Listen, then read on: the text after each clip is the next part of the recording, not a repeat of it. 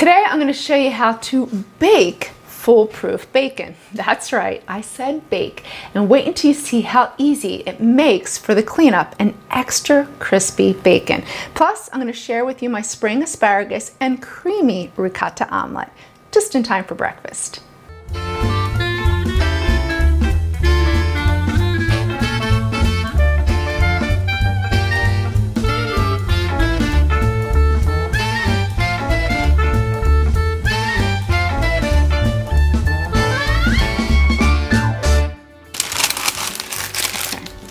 Hey guys, I'm Shereen with Cook This. First to get started on our bacon. So I've heated my oven to 400 degrees and the bacon will take about 15 to 20 minutes to bake. So I have 1 pound of bacon and then you just want to separate each slice onto 2 sheet trays. So you want rimmed sheet trays and you want to line them with foil. So that's what makes for easy cleanup. So my friends, Jeanette and Skip, I call him Picky Pants because he's super picky. So it was summertime, we were at the beach, and Picky Pants was making his bacon this way. And I never made my bacon this way, never in the oven. And when it came out, it was foolproof. Super crispy, evenly crisp, evenly browned, and the cleanup was a cinch because all you have to do is wrap up the foil and toss it. Done. Guess what? It's the only way I make my bacon now. So I'm going to divide half a pound to each sheet tray. You don't want to overcrowd it. You'll steam it and it won't get crisp and brown. So between 2 sheet trays is the way to do it. All right, we're all set. Into the oven, 400 degrees.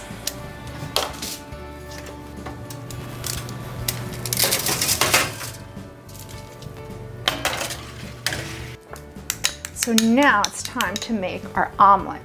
So here's a great little trick. So check out my asparagus. So when you buy your asparagus in the grocery store, you can actually just put it on your countertop in a vase with a little bit of water in the bottom just to keep the roots hydrated, and you can keep them at room temperature. So we need 6 asparagus. So I'm only going to make 1 omelet right now, but this recipe actually makes 2. So you just want to trim the ends, those fibrous ends, we don't need those. They can be tough. And then you want to have it lengthwise. So the reason why we're doing this is so we can speed up the cooking time, and it's unpleasant in your omelet to have these big chunks of asparagus. Now once we have them lengthwise, you want to just cut 2-inch pieces crosswise. Perfect. Heat up our 8-inch nonstick skillet. So eggs can be the trickiest things to make. Really, your best chefs are super particular about your eggs. Eggs should never be overcooked. They are really delicate, just like seafood is, and it should be just cooked. So I'm going to show you the perfect way to make an omelet. All right, into my pan, we have a little bit of butter. We're going to add the asparagus. Season with a little salt and pepper. So first we want to saute the asparagus and get it going before we add our eggs. Where's my pepper? Can't find my pepper.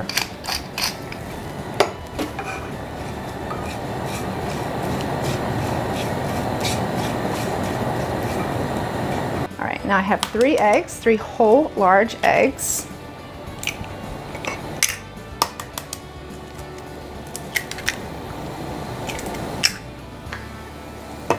I've been finding that the cage-free and the organic eggs, range-free eggs, have been so creamy that I don't really add a lot of cream, just a little whisper. You really sometimes don't have to add any cream at all. They're just so delicious. Plus the butter helps. A little bit of salt, a little bit of pepper. Now I just need to whisk it.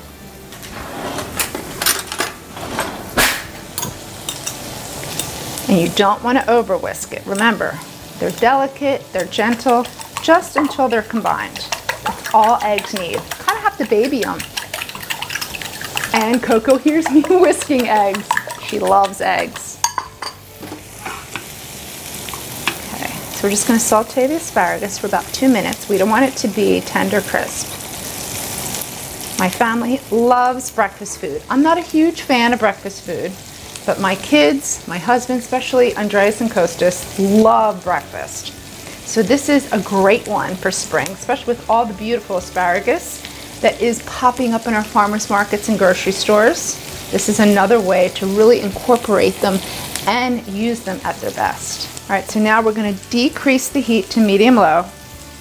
Remember, we're babying our eggs. So I remember my father, when he would make eggs, he really taught me the best way.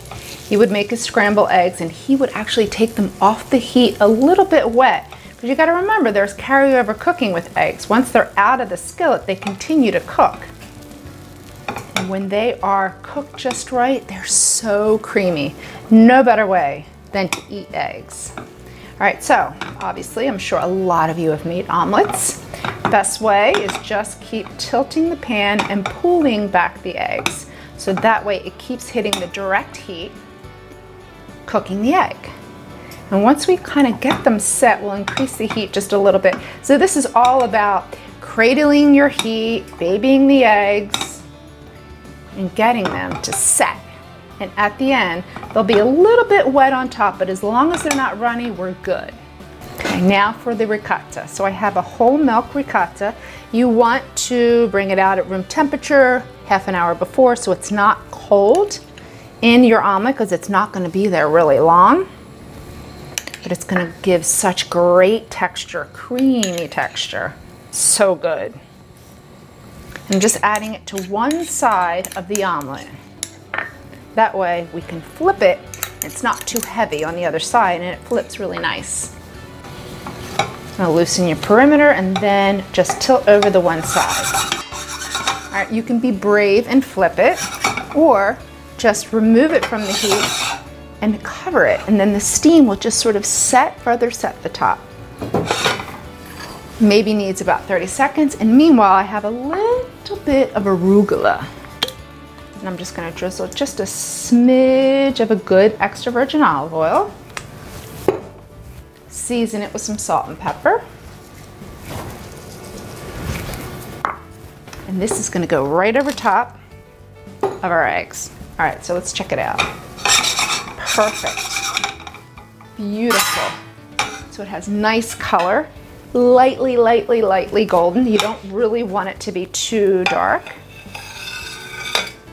Look how pretty that is. Just gently tossing the arugula. And then we're going to go check on our bacon. So I'm going to just keep our omelet warm while the bacon is in the oven.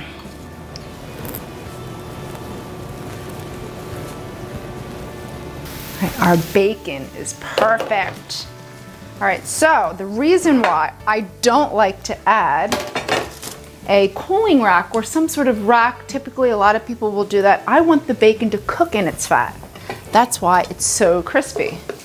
Now we're just going to remove it to a paper towel to get rid of some of that fat and totally save this rendered fat here. It's awesome for sauteing, even making your eggs in that fat too. All right, did you see this bacon? I mean, come on, who doesn't love bacon? I even have Isabella making the bacon on Sunday morning. It's that easy. All right, let's taste our omelet.